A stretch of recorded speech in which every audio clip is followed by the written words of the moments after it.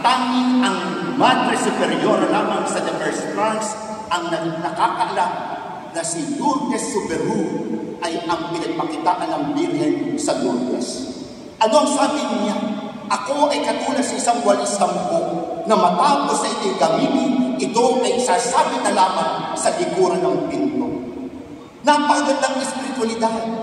Kaya kung mapapansin natin sa araw nito, dito sa Panisisan ng Dambana at Parokya ni San Agustin, pinag-aanib ang espiritualidad ni San Ignacio de Loyola.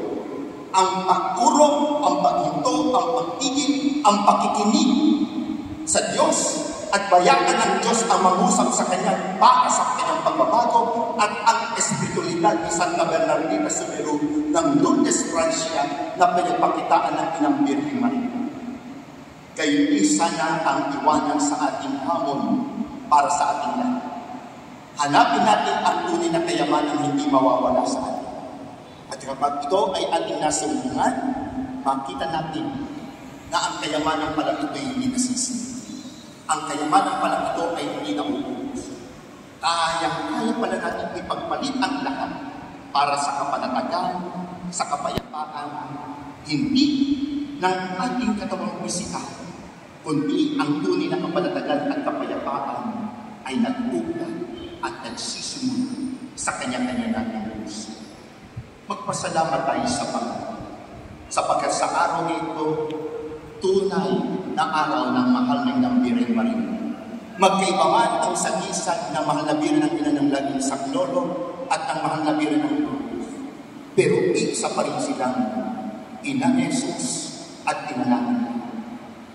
Binabagtas, inaakay tayo sa buhay kabanalan. Inaakay tayo upang ang ating hahanapin ay ang paghahari ng kanyang anak ni Jesus. Si Maria ay nagpapakita sa iba't ibang lugar.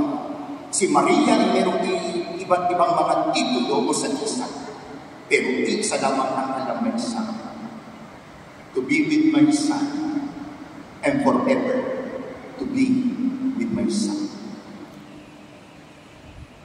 Sabi nga ni San Ignacio de Loyola, ad maiorem Dei gloria, for the greater glory of God.